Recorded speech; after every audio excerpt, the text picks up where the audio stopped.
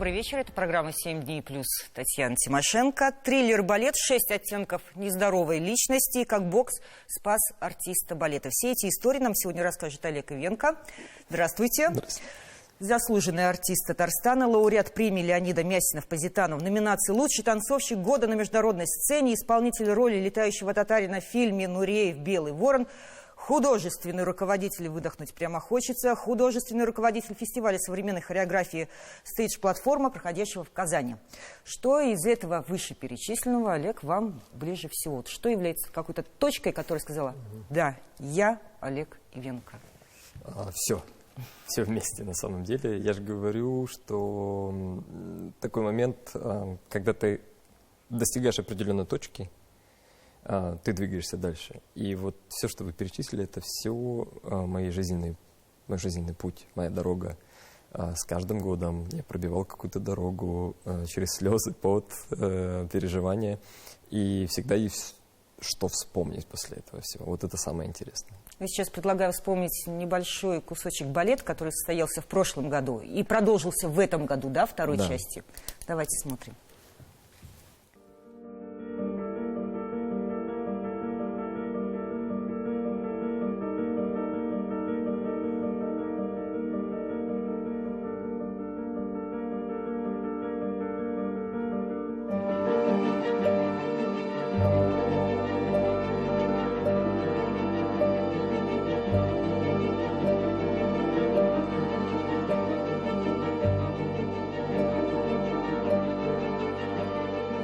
Олег, современную хореографию, может быть, зритель не очень понимает, может быть, не очень любит, может быть, не очень знаком. Я не знаю, но всегда относится с осторожностью, с опаской. Вот на сцене академического театра оперы и балета как чувствует себя современная хореография? Очень живо, энергично и, наверное, любящий. Наверное, вот так. Потому что мы привели, можно сказать, новую публику вообще на этот фестиваль. Не тех людей, которые любят классическую хореографию, они тоже были, но меньше. А те, которые хотели современную хореографию посмотреть, именно качественную современную хореографию, это совершенно другое. Мы постарались создать действительно качественный продукт с хорошим хореографом, с замечательным композитором, великолепным художником по свету и декорациям. Поэтому здесь все так сложилось воедино. И я очень горд, что мы в этом году все-таки добили эту историю и создали двухактный балет. Это прям просто выдох такой, наслаждением. Но это ведь очень важно, наверное, показывать, как танцуют в Лондоне, да, как танцуют в Нью-Йорке, не на экране там гаджета какого-то, телевизора, а здесь живьем, да, сопереживать. Ну да, это тоже нужно, но это должно быть дозировано, это нельзя делать постоянно. Поэтому, я думаю, когда ты это делаешь дозированно, чтобы зритель успел соскучиться и посмотреть что-то новое в течение года, что мы предлагаем ему, вот это правильный подход. То есть все-таки должна жить интрига, что же будет дальше. Так, вот фестиваль – это скорее какая-то такая открытая история для публики, или фестиваль – это возможность, вот как вы сказали, командой встретиться, обсудить, создать нечто новое, да, выплеснуть это как взрыв новой звезды и себе очень много взять в плане общения, в плане самообучения, в плане обмена энергии. Вот какая часть деловая либо зрительская важнее фестиваля? Мне кажется, здесь должен быть симбиоз, честно говоря, но для начала ты должен создать очень крепкий фундамент со своей командой. Нужно, чтобы люди поверили в то, что ты делаешь, потому что ты не один работаешь, у тебя должны быть несколько человек, которые за твоей спиной, и они опираются на тебя. Ты как машина, которая двигается дальше, но за мной есть, естественно, люди, которые помогают это все сорганизовать. Это первое. Дальше найти подходящих людей, естественно, вот как я и писал, да, хореограф, композитор, художники по свету, по декорациям, по костюмам. Это все молодые люди, вашего возраста? Всем нет, кто-то постарше, ну помладше нет, а вот постарше да. Но потом делается кастинг, и потом начинается процесс. И убедить всех других людей, что это сработает, это так сложно, что, потому что когда ты берешь что-то новое, тебе всегда это некомфортно, просто антиудобно. И убедить другого человека, что, послушай, ты будешь наслаждаться, когда ты будешь это делать, он скажет: да что я там не видел? А вот этот момент, процесс, наверное, убеждения, процесс того, как человек меняет свое сознание, он выходит за рамки своих возможностей, возможно, я надеюсь, начинает танцевать совершенно другую хореографию. Он сталкивается с этим и понимает, что да, действительно, ты был прав. И когда ко мне подошли артисты, потом сказали, что действительно это просто новые рамки, это очень здорово, что мы пробуем разных хореографов. Это прям как глоток воздуха, что внутри команды есть единое целое, и нас это все сплотило вместе, то, что мы делаем совершенно новый продукт. И спасибо всем, кто это поддерживает, потому что без Ирада Хафизяна Аюпова ничего бы этого не состоялось. Министерство культуры, без моего директора театра оперы и балета Рафаиса Бюровича Мухамедзянова тоже ничего бы это не осуществилось, потому что он предоставил мне оркестр симфонический нашего театра с дирижером Ренатом Салаватовым. И это просто огромнейшее доверие и, естественно, большая планка. То есть, если ты облажаешься, как бы тебе потом никто не даст этого всего. Поэтому у тебя есть одна попытка выстрелить. И если ты выстрелил правильно, это, возможно, будет продолжаться. Но не дай бог ты выстрелишь неправильно. То есть, здесь ставки высоки. Но я стараюсь мотивировать свою команду так, чтобы каждый год мы переходили на одну ступень выше. Сколько лет фестивалю? 4-5? 6. 6 уже. Угу. В следующем году продолжится. Да. Дай бог. Я знаю, что вот в следующем году у вас тоже как бы центральной фигурой будет выбран Никола Тесла, да? Да. Человек, который, мне кажется, очень хорошо подходит под пластику современной хореографии. Это можно, наверное, очень интересно показать. Вы знаете, сейчас вот технологии пошли вперед, и нам даже интересно это не только со стороны пластики показать. Во-первых, про него никто ничего не создавал, именно в балетном жанре. И в современный балетный жанр еще никто не трогал его. И нам очень интересно прикоснуться к этой истории. Мы сейчас даже едем с хореографом в Белград специально для того, чтобы сходить в музей, сходить в место, где он жил раньше в детстве, пообщаться с какими-то людьми, которые приближенные к этому всему, сделать прям такую... Подышать воздухом. Да. То есть ощутить весь вот этот трепет перед созданием нашего нового балета. И... технологии, о чем я и говорил, технологии идут вперед, а Тесла, как вы знаете, он изобретатель лампочки, да? Но помимо этого он что только не создал. То есть он просто мыслил и создавал на десятилетия, если не 20-летия вперед. И то, что сейчас может технология, не могло сделать раньше. И нам очень интересно это показать с точки зрения психологии, хотел сказать, с точки зрения всех новшеств, которые есть на сцене. Это прям вот... руки чешутся, знаете, вот прямо вот хочется это сделать, потому что мы уже примерно представляем, что мы хотим так показать. Это будет пока одноактная история, как мы и показывали Билли Миллигана в 2022 году, а потом создали двухактную историю. И таким же планом мы хотим сделать и с Теслой. То есть мы хотим вначале показать первый акт, а потом второй акт, потому что мы уже все это расписали, у нас уже примерно все есть. Мы закончили вот сейчас музыка фестиваль. чья будет? Я общался, вы знаете, с Кириллом Рихтером, есть такой очень хороший композитор, и с Эльмиром Низамовым. Но Низамов, у него очень большой, большой заказ, во-первых, и театру оперы и балета тоже, да, по поводу Шаляпина. Но все-таки он согласился. Ох, поздравляю. Да, я согласился, он сказал, что я распределю эти все свои обязанности, но я хочу создать эту историю, потому что, говорит, мне кажется, что это будет вау. Я говорю, не беги дальше, две такие фамилии надо. на афише, мне кажется, это действительно будет просто большой какой-то... Ой, надеюсь. Надеюсь, не будем загадывать, но идеи есть интересные. Да. То есть на создание балета не менее года уходит? Да, я думаю, не менее года, но не хореографии. Допустим, хореография, она ставится намного быстрее. А вот все дополнительные составляющие, да, это все год. Это примерно плюс-минус год. Почему история психопата взята за основу спектакля личности Белигана? Вот для чего? Зритель весь он приходит в театр, чтобы сопереживать, чтобы в себе покопаться. Откликнулась, не откликнулась, задела, не задела, заплакал, засмеялся, да? Почему психопат? Что хотели вы этим психопатом из людей-то вытащить? Мне было интересно, на самом деле, у нас была идея вначале сделать монобалет. То есть мы разговаривали во время пандемии, собрались с командой, чтобы никто не грустил, и как-то я должен был всех замотивировать. Говорю, давайте искать хореографа, кто может что-то предложить. Их было 4, и все были очень классные. И потом, когда мне Олег просто Габышев говорит, слушай, давай сделаем историю про Билли Миллигана, я такой, давай, потому что, ну, как бы я не мог пройти мимо этой истории. Только после этого, когда я начал углубляться в эти все детали, я понял, что здесь история на самом деле о недостающей любви, родительской любви. И для меня было важно тоже интерпретировать это через балет. Что будет, если не будет человеческой любви, особенно родительской? Что произойдет с человеком?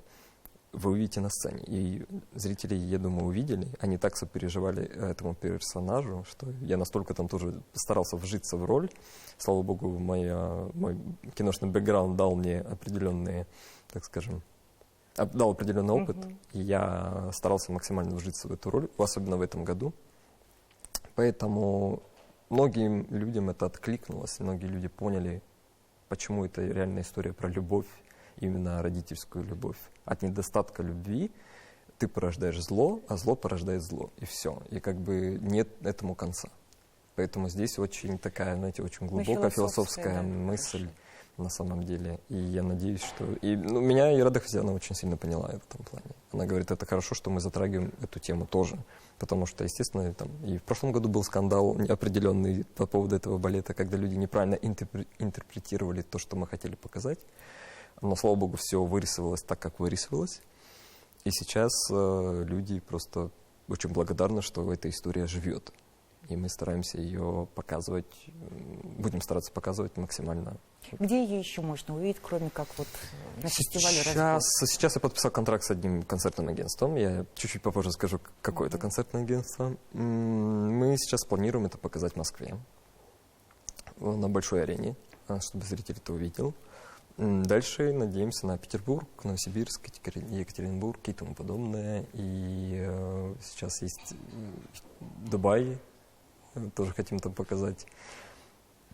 Посмотрим, на самом деле посмотрим. Как бы я мыслю, а там располагают. Да, поэтому не буду смешить Бога. Олег, все-таки вот вы стали знакомы широкой такой вот прямо публике после выхода фильма «Нуреев. Белый ворон». Да. Это так, да? Ну, согласитесь. Вот насколько вы похожи со своим героем? В каком плане? Ну, психологически. Потому что я понимаю, что в танце, наверное, можно где-то приблизиться, да, что-то пластикой передать. А психологически вот он близок вам, этот персонаж? Персонаж фильма? Да, я понял. Сценарный, конечно же. Да, но если честно, то я бы его не сыграл, если бы он был далек от меня. Потому что, когда нет определенного бэкграунда, чтобы это сыграть, ты должен это пережить. Для того, чтобы пережить, у тебя должно быть что-то внутри, схожее. И то есть, когда мы с Рейфом работали просто на протяжении года для того, чтобы действительно передать настоящее именно чувство этого персонажа, вначале было безумно сложно вот эти все шаг за шагом эмоции доставать из себя, потому что мы как бы тоже актеры, но мы актеры немого кино, назовем это так. Я сейчас прошу режиссера показать фотографию, чтобы мы могли оценить схожесть. Ну, буквально одно лицо. Ну, нет, не одно лицо, но похоже. Очень, очень похоже. Но, естественно, мы это показывали историю молодого Рудольфа Нуриева, тогда, когда ему было вообще там, буквально 19-20 лет. То есть, поэтому мы старались именно молодую историю эту затронуть, не ту историю, там, где все помнят его фотографии, когда ему под 30, допустим, лет, да? То есть, это немножко уже другой Нуриев. А вот именно вот этот молодой, это самый сок тогда, когда зарождался вот эта скотина, которая у него живет, так скажем.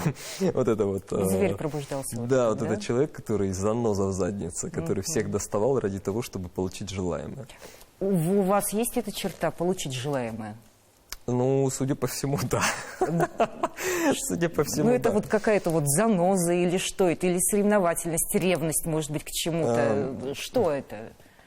Честно говоря, я себя подстегиваю не останавливаться. У меня были очень такие тяжелые моменты, когда меня ничего не вдохновляло. И это было буквально, наверное, летний период времени, когда хоть мы... Даже не летний, это было, знаете, где-то с апреля по июль. Тогда, когда меня ничего не вдохновляло. Я уже думал, что я не хочу ничего делать. Работа должна быть над фестивалем. Не, ну вроде она есть, и Нуриевский фестиваль есть, слава богу, и театр поддерживает, и мы работаем вместе там. Но настолько пропало ощущение вдохновления, что меня ничего не вдохновляло. Ни моя семья, ни улица, ни природа, ни окружение, где я, ни место, где я вообще нахожусь. Потому что, естественно, так скажем, и пандемия, и наша сейчас ситуация, она внесла свои коррективы, когда ты особенно выстраиваешь свою карьеру не только здесь, но и за рубежом.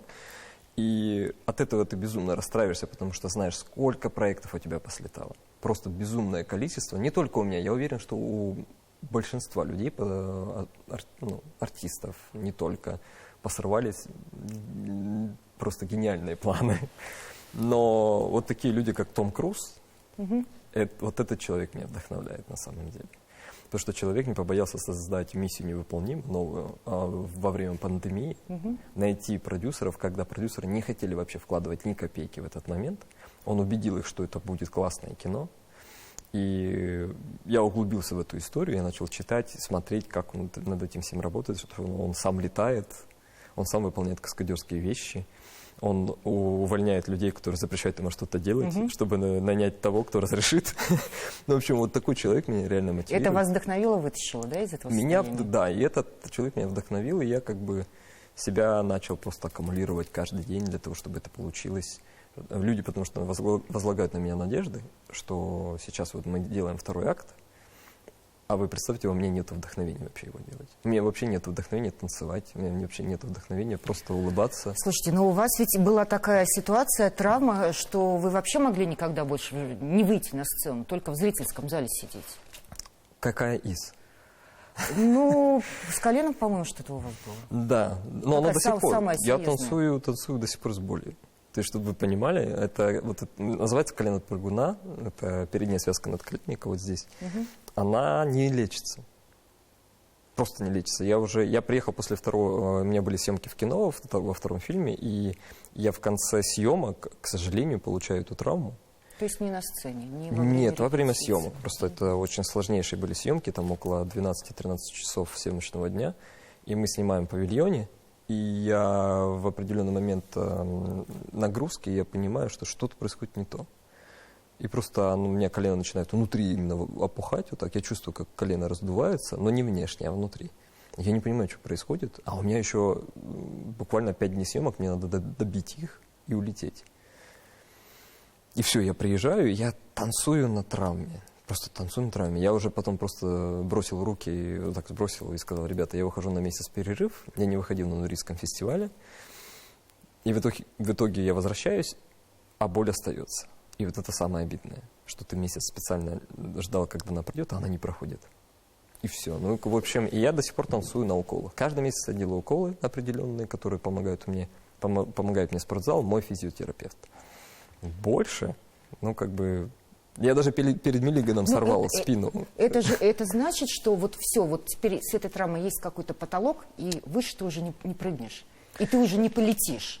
Или нет, или возможности танцора, они все-таки вот еще вот чуть-чуть еще. Нет, здесь немножко другое. То есть вначале ты боишься сделать то, что ты умеешь, и ты берешь старый подход. Старый подход не работает, потому что ты прыгаешь на связках своих, а связка тебе уже не позволяет так прыгать, как ты это делал раньше, и делать те свободные вещи, как ты делал раньше. Приходится переучиваться. Меня заняло, наверное, около 7 месяцев переучки. 7 месяцев я переучивал свои мышцы работать по-другому. Я аккумулировал совершенно другие мышцы и связки, чтобы взять нагрузку на них.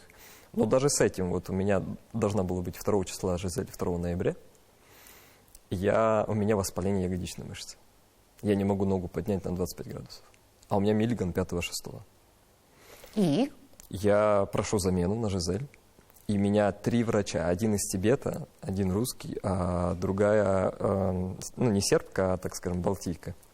Они меня восстанавливали за этот день. Я потратил уйму денег, но как бы результат налицо. Я вышел, потому что я станцевал Миллигана. На следующий день я должен был улетать в Дубай и станцевать гала-концерт. То есть там график был просто безумный. И благодаря только вот этим моим физиотерапевтам и врачам я смог выйти на сцену и показать Миллигана.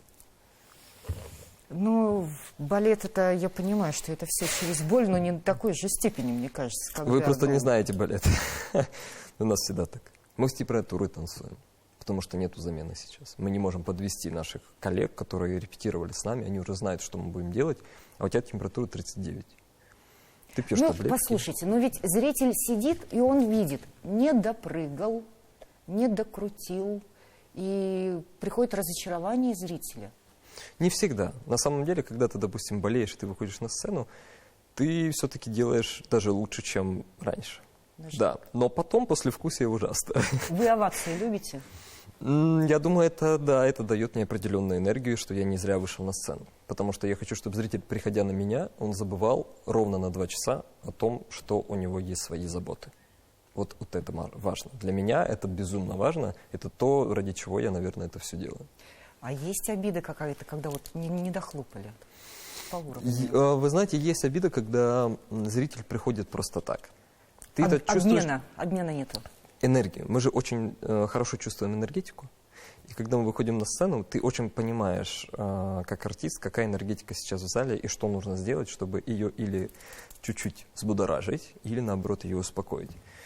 А иногда приходишь, и она никакая. И такое, к сожалению, очень часто.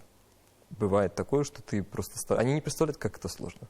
Они просто не представляют, как это сложно. Когда температура, да еще... Ну, когда у тебя... Ты знаешь, что у тебя травма, ты выходишь на травму, ты заставляешь себя, чтобы порадовать зрителя, забыть об этом всем. Ну, как бы... А зритель такой... Пфф.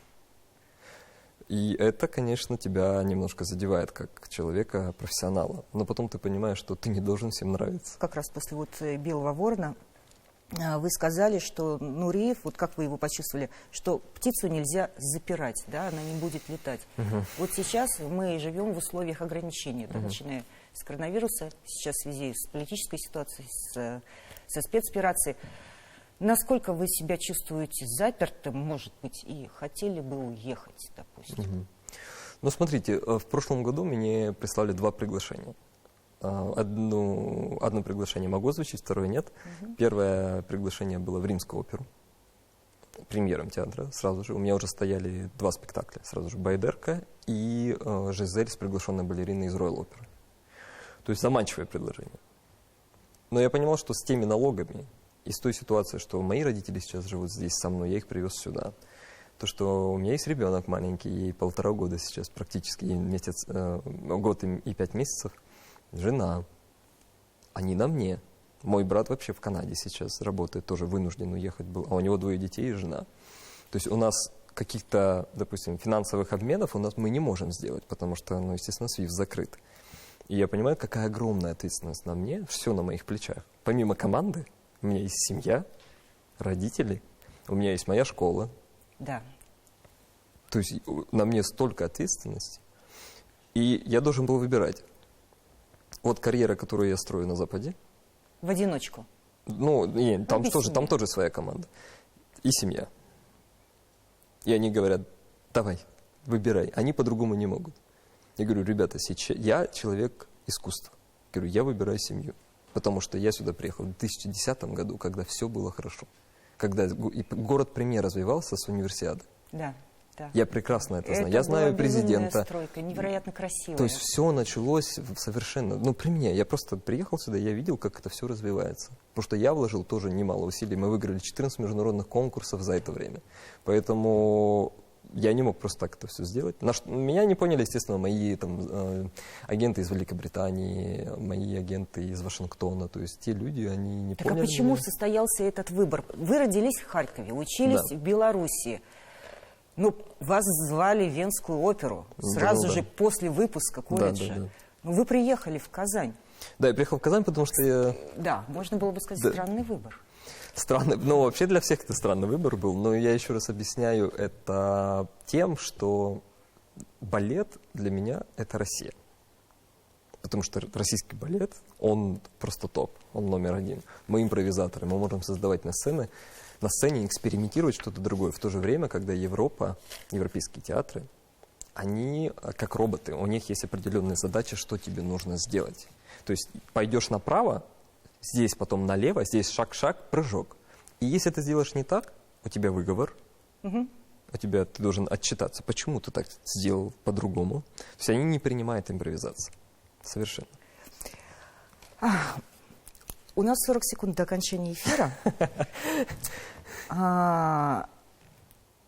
Есть ли у вас какое-то прозвище такое, вот как летающий татарин, да, у Нуриева было, там, Белый ворон. Вот есть ли что-то такое, что... Белый ворон.